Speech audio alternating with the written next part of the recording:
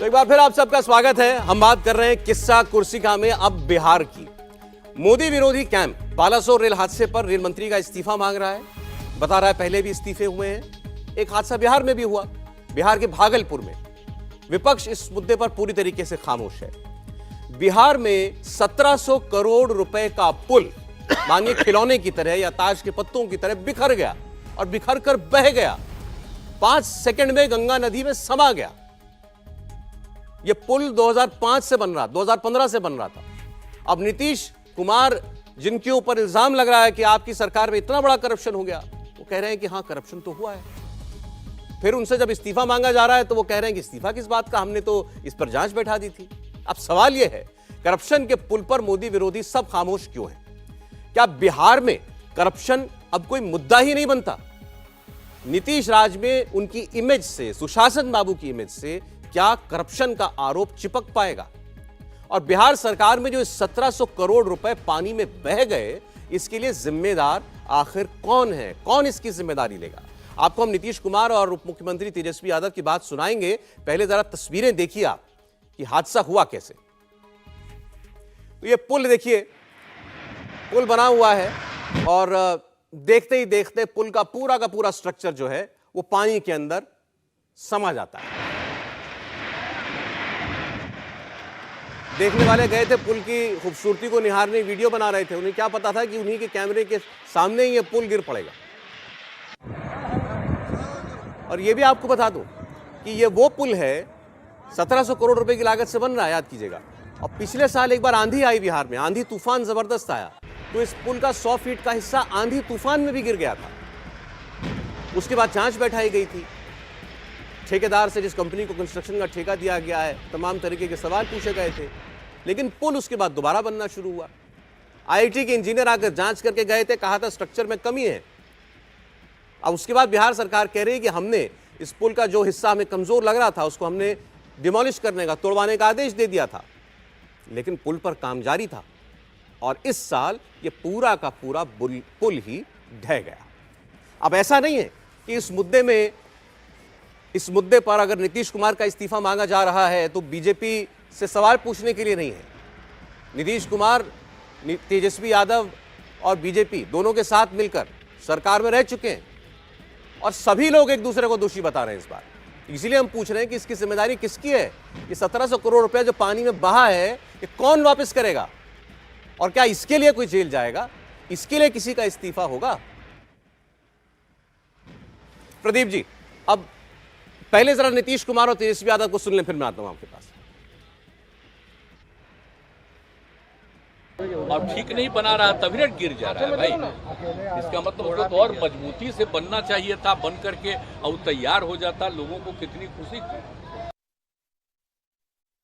हम लोग को पहले से ही शंका थी कि कुछ ना कुछ गड़बड़ है, इसलिए हम लोगों ने तोड़वाने का फैसला लिया। लेकिन जो पहला रिपोर्ट आया उसके आधार पे हम लोगों ने निर्णय लिया कि सारा तोड़ा जाए। अब मुख्यमंत्री साहब का जवाब सुनिए।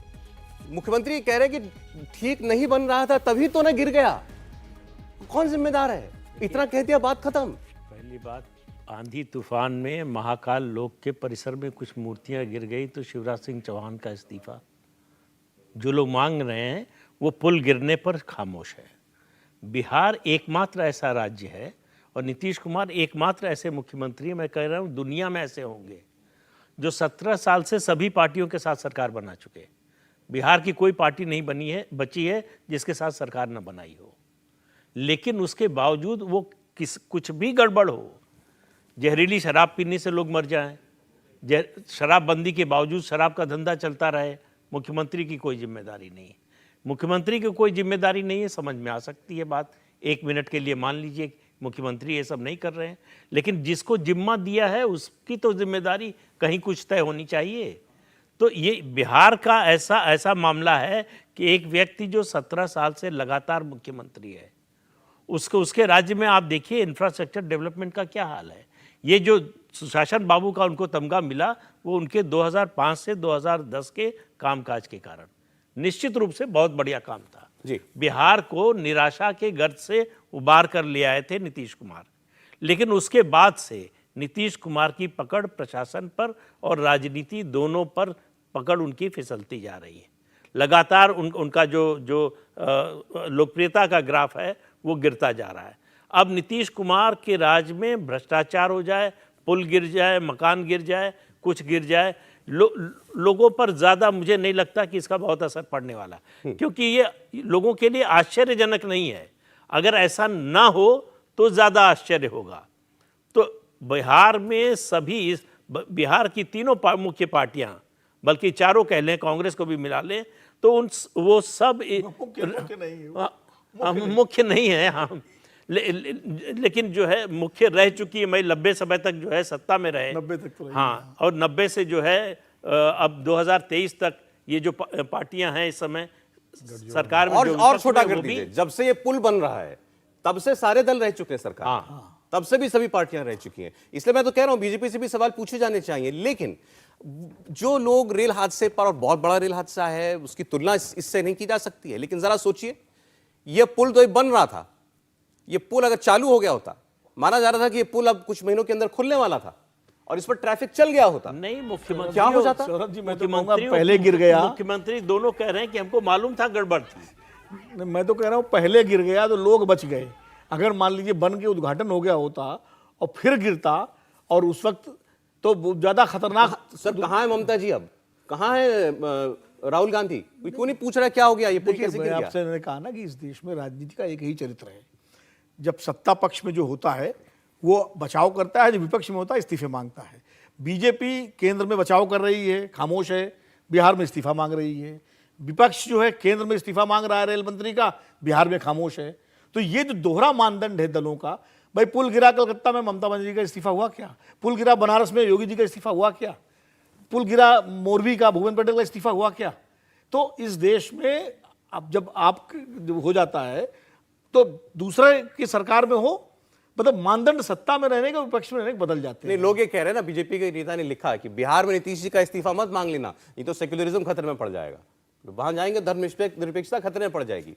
देखिए अभी तो राजनीतिक बयान है, जब देंगे एक दूसरे के प्रति, कहीं राष्ट्रवाद खतरे में पड़ जाएगा अगर आप बीजेपी के इस्तीफा मांग लेंगे, और कहीं आप जो धर्मनिरपेक्ष। अच्छा, मोरबी का हादसा मुझे बताइए, मोरबी के हादसे पर कितना नहीं घेरा गया भूपेंद्र पटेल सरकार? हाँ, तो मैं वही तो कह रहा हूँ, लेकिन दिया क्या? किसने बख्शा? नहीं, दिया क्या? इस्तीफा तो सर कोई नहीं देता, कोई नहीं वो तो आप देता। जानते हैं, मैं भी जानता हूं, वही मैं कह रहा कोई हूं। नहीं देता। नहीं, लेकिन मोरबी के हादसे पर जितना खींचा जा सकता था, लेकिन उस मोरबी के सरकार को हादसे खींचा पे, गया था। मोरबी के हादसे पे जाने भी गई थी, उसमें खींचा जाना चाहिए था। यहाँ कम से कम गनीमत ये किसी की जान नहीं गई। तो क्या हम इसीलिए अब ज्यादा सवाल ना जिम्मेदारी तय होनी पूछें चाहिए, सरकार से? जिम्मेदारी तय होनी चाहिए। सवाल ये जिस मंत्रालय के तहत, पीडब्ल्यूडी मंत्रालय के तहत हो रहा होगा ये, शायद वही जो, तो उसका जो मंत्री है उसकी जिम्मेदारी होनी चाहिए। जिन अधिकारियों ने ठेका दिया उनकी जिम्मेदारी होनी चाहिए, जिम्मेदारी तय होनी चाहिए। मैं थोड़ी कह रहा हूं, लेकिन मैं वही कह रहा हूं कि जो दोहरा मानदंड है हमारे सभी राजनीतिक दलों का, कि उनके शासन में कुछ हो तो कुछ और, दूसरे के शासन में हो तो कुछ और। ये तो सामने है कि कल तक रेल मंत्री का जो इस्तीफा मांग रहे थे आज इस पे खामोश हैं, और जो इस पे मांग रहे हैं इस्तीफा वो रेल मंत्री। बीजेपी तो खैर वहां मांग रही है, बीजेपी भी किस मुंह से मांग रही है बिहार में इस्तीफा? यही आप सरकार में थे, ठीक बात है। देखिए सौरभ जी, इसमें दोनों हाथ से ही है। इस्तीफा मांगने वाला और न देने वाला जो खेल है, इसको तो जनता को अब छोड़ देना चाहिए। मुझे लगता है कि जवाबदेही तय हो रही है क्या, और मैं तुरंत के घटनाक्रम की बात करता हूं, वॉट अबाउटरी में नहीं जाएंगे कि पहले था तो फिर पहले था। वो जो राहुल गांधी बोलते हैं ना कि ब्रिटिशर्स को बताया, मोदी सरकार में किसी भी काम के लिए ब्रिटिशर्स को नहीं बताया, झूठ बोला उन्होंने राहुल गांधी, फैक्चुअली गलत थे वो। विदेश में जाकर बोल रहे हैं इसलिए उनको सब कुछ पूरा स्वतंत्रता आंदोलन विदेश से दिखता है, और वो ब्रिटिशर्स अपने लिए कहा, ब्रिटिशर्स उन्होंने कहा कि कांग्रेस से कभी नहीं कहा ब्रिटिशर्स से बुरा है, तो और खतरनाक। वो कह रहे हैं कि मोदी सरकार, नहीं तो मोदी सरकार भी नहीं कहती, मोदी सरकार कांग्रेस पे डाल देती, कांग्रेस। लेकिन मैं क्या कह रहा हूं, आप दोनों घटनाक्रम देखिए। बालासोर की रेल दुर्घटना होती है, रेल मंत्री और प्रधानमंत्री के व्यवहार, उनके बयान और पूरी मशीनरी कैसे काम कर रही है वो देखिए। जो पटना का जो भागलपुर का पुल टूटा, उस पुल के टूटने के बाद आप वहां के मुख्यमंत्री और उप मुख्यमंत्री, मुझे जहां तक पता है उप मुख्यमंत्री के पास ही ये विभाग है जो लोक निर्माण विभाग, उन दोनों का आप बयान देखिए। वो दोनों क्या कह रहे हैं? कह रहे हम तो जानते ही थे कि ये हो रहा है। इसका मतलब कि बिहार में भ्रष्टाचार का ये जो मर्ज है, ये बीमारी है, ये इतने गहरे है कि इसको सामान्य मान लिया गया है। ये कोढ़ सामान्य व्यवस्था हो गया है। और मैं तो फिर से कह रहा हूं, जो प्रदीप जी ने कहा वो शब्दशः सत्य है कि 2005 से 10 वाले नीतीश कुमार सुशासन बाबू, उसके बाद इन्होंने ऐसा काम कर दिया कि मजबूरी के मुख्यमंत्री मजे में हैं और पूरा बिहार बर्बाद हो रहा है, बेकार हो रहा है, दूसरे राज्यों में जाकर अपमानित हो रहा है, अपने राज्य में मौत कब आ जाएगी उसकी प्रतीक्षा कर रहा है। लेकिन मुख्यमंत्री और मुख्यमंत्री का बयान देखिए, वो संवेदनहीनता दिखाता है, ये फर्क है। बयान में दोनों ने बात को एक सेंटेंस में टाल दिया, खत्म कर दिया कि हम तो जानते ही थे। ठीक कहा आपने। अब सवाल हमारा ये है, क्या इसके बावजूद नीतीश कुमार जो मिस्टर क्लीन की छवि लेकर के चलते हैं, उस पर अब भी कोई दाग नहीं लगेगा? मोदी जी के लिए कई लोग कहते थे टेफ्लॉन कोटेड है, तो ये कोई रेनकोट पहनते हैं ये भी कि कोई दाग नहीं चिपकता इनकी कमीज के ऊपर, इसके बाद भी नहीं चिपकेगा? नहीं, उनकी स्थिति दूसरी है। लोगों ने नीतीश कुमार से उम्मीद ही छोड़ दी है। लोगों को कोई उम्मीद नहीं कि नीतीश कुमार कुछ अच्छा कर सकते हैं, या नीतीश कुमार से अपेक्षा है कि ये बेहतर करेंगे, या कुछ गलत होगा तो उसको सुधारने की कोशिश करेंगे। तो उनसे देखिए, सबसे बुरी स्थिति होती किसी राजनेता के लिए लोगों की उम्मीद खत्म हो जाना उससे। जो 90 से लेकर 2005 के बीच में आरजेडी के साथ लालू प्रसाद यादव के साथ हो गया था, जिसकी वजह से इतने लंबे समय तक सत्ता से बाहर रहे। तो लोगों की जब उम्मीद आपसे खत्म हो जाती है तो आप अच्छा कर रहे हो तो भी उसका फायदा नहीं मिलता, बुरा कर रहे हो तो भी उससे ज़्यादा नुकसान नहीं होता, क्योंकि लोग मान लेते हैं कि इनसे कोई उम्मीद करना बेकार है, ये कुछ कर नहीं सकते हैं। तो नीतीश कुमार उस स्थिति में पहुंच गए हैं जहां लोगों को लगता नहीं कि इनसे कुछ बेहतर हो सकता है या इनसे कोई अपेक्षा की जा सकती है। तो नीतीश कुमार मजबूरी बन गए अब? निश्चित रूप से मजबूरी बिहार की बन गए हैं, बिहार की राजनीति की बन गए हैं, और उस मजबूरी का फायदा उठाकर ही नीतीश कुमार पिछले 17 साल से, अगर नहीं कहें तो 12 साल से तो मुख्यमंत्री हैं ही। क्योंकि और ये वो जानते हैं कि मैं इस राज्य की सियासत की मजबूरी हूं, इसीलिए तो वो ये कह पा रहे हैं। नहीं, लेकिन हम तो जानते थे गिरेगा, एक लाइन हम तो जानते थे गड़बड़ हुई है। एक लाइन सिर्फ जोड़ दूं, मजबूरी है नहीं, मजबूरी थे और अभी दिख रहे हैं। मैं प्रदीप जी से बस यही थोड़ा सा सहमत करूंगा।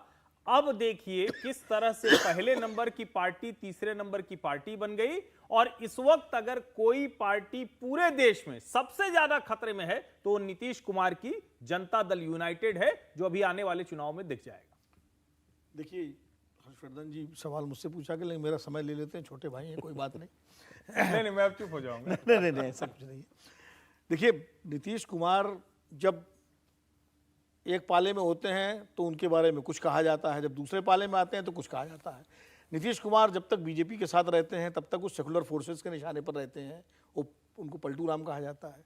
जब वो इधर आ जाते हैं तो बीजेपी के लिए वो भ्रष्टाचार के प्रतीक हो जाते हैं, वो बीजेपी के लिए मजबूरी हो जाते हैं, वो सब हो जाता है। तो ये नीतीश कुमार की एक खासियत है कि वो, लेकिन वो बैलेंस है उनका, जो पावर बैलेंस बिहार की जो स्थिति है कि वो 3 पार्टियां हैं मुख्य, कांग्रेस को तो मुख्य नहीं है, आरजेडी, जेडीयू और बीजेपी, जो 2 एक साथ मिलती हैं तो वहाँ पावर बैलेंस बदल जाता है। तो नीतीश कुमार उसका फायदा उठा रहे हैं। वो राजनीतिक रूप से, चूंकि बीजेपी के पास पैन बिहार कोई लीडर नहीं है आज की तारीख में, और बिना माइनस नीतीश कुमार बीजेपी 53 सीटों पर आ चुकी है 2015 में, इसलिए बीजेपी को 2016 में 17 में नीतीश कुमार को फिर साथ लेना पड़ा जी। और 2020 में फिर उन्हें नीतीश कुमार को आगे करके चुनाव लड़ना पड़ा, जिनके बारे में आज बीजेपी के तमाम सारे नेता जो है उन पर कभी आरोप लगा रहे हैं। उन्हीं नीतीश कुमार को कम सीटों के बावजूद मुख्यमंत्री बनाना पड़ा क्योंकि कमिटमेंट कर दिया था। तो इसलिए जो प्रदीप जी कह रहे हैं कि नीतीश कुमार मजबूरी है, तो वाकई वो कहीं ना कहीं, और आरजेडी की मजबूरी भी है। आरजेडी भी नीतीश कुमार से ज्यादा पार्टी होते हुए उनको मुख्यमंत्री मान के चल रही है। लेकिन ये तो किसी राज्य का दुर्भाग्य हो गया ना। नहीं, वो अपने सामने ये सब होता हुआ भी देखे, और वो व्यक्ति जो 17 साल से मुख्यमंत्री है वो मान लिया जाएगा ये तो मुख्यमंत्री रहेंगे ही रहेंगे। भाई तेजस्वी यादव ये अगर मैंने उनका बयान सुना कल, तेजस्वी यादव ने कहा कि भाई हमको तो आशंका थी गिरेगा, तो समझ में आता है तेजस्वी यादव अभी आए सरकार में, तो पिछले साल वो आंधी में गिरा जब इस पुल का हिस्सा, तब पता लगा कि इसमें गड़बड़ हुई है। तेजस्वी यादव के मुख से वो बात फिर भी उतनी बुरी नहीं लग रही थी। लेकिन नीतीश कुमार कैसे कह सकते हैं कि हम तो जानते ही थे गलत है, हम तो जानते ही थे गड़बड़ है। नीतीश कुमार को तो लगता ही नहीं कि उनसे कुछ गलत हो रहा है या ये हुआ है तो ये कोई बड़ी बात है। जिस तरह से वो बोल रहे थे, जो एक शब्द इस्तेमाल किया हर्षवर्धन जी ने, संवेदनहीनता, कि कोई असर किसी भी मुख्यमंत्री के राज्य में 1700 करोड़ से ज्यादा का कोई भी निर्माण इस तरह से गिर जाए तो उसके लिए ये चिंता की बात है। अगर शर्म की बात नहीं तो चिंता की बात तो है ही कि क्यों हुआ, सर, हमारे शर्म की रहते बात क्यों है। हुआ। अगर आंधी में पुल गिर रहे हैं तो शर्म की बात मेरा है। तो सवाल इसमें ये है कि जब आंधी में गिरा था पुल, उस वक्त उस मामले की जांच करके और जो ठेकेदार बना रहा है तभी फिक्स कर दिया जाता उसको, और आंधी में गिरना भी कोई अच्छी बात थोड़ी है। तो यही मैं कह रहा हूं कि कहीं महाकाल लोक में मूर्तियां गिर जाती हैं, मामला आंधी में केवल 6 महीने पहले बनी है, कहीं ठेकेदार पुल का गिर नहीं जाता है। है। नहीं, उसी जो भी- नहीं उसी ठेकेदार ने NHAI के बहुत से काम किए हैं, उनमें कहीं कोई गड़बड़ नहीं है। नहीं तो ये मामला सिर्फ भ्रष्टाचार का शुद्ध रूप से। भ्रष्टाचार का तो है नहीं। अब उत्तर प्रदेश देख लीजिए, प्रधानमंत्री जी उद्घाटन करते हैं और गंगा एक्सप्रेसवे का, उसके बाद बुंदेलखंड एक्सप्रेसवे का वो धंस जाता है, उसको 2 दिन बाद पूर्वांचल एक्सप्रेसवे धंस जाता है। तो ये तो सर्वव्यापी समस्या हो गई है।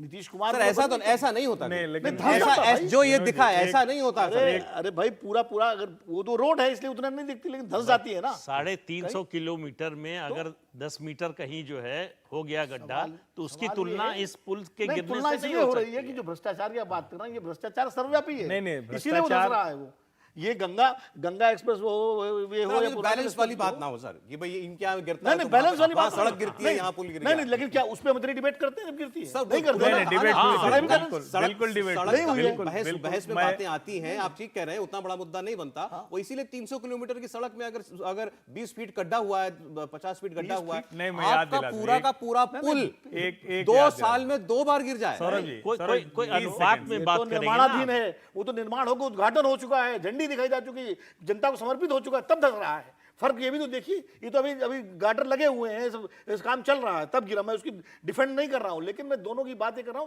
कि भ्रष्टाचार कितना सर्वव्यापी हो गया है, ये मैं कह रहा हूं। भ्रष्टाचार खाली बिहार तक सीमित नहीं है। नीतीश कुमार लेकिन राज्य को बदनाम न करिए। नहीं, राज्य को नहीं, नहीं, राज्य को नहीं, नहीं। अगर बात वो सर केवल नीतीश सरकार की हो रही है, नहीं, राज्य की बात नहीं, नहीं। नहीं, सरकार लगातार ही वहां पर है। नहीं, अगर भ्रष्टाचार की बात होती तो उस एक्सप्रेसवे पे जगह जगह गड्ढे होते। चलिए ठीक। इंडिया टीवी हर वक्त हर जगह डाउनलोड करने के लिए सर्च करें India TV news Google play store या ऐप स्टोर पर।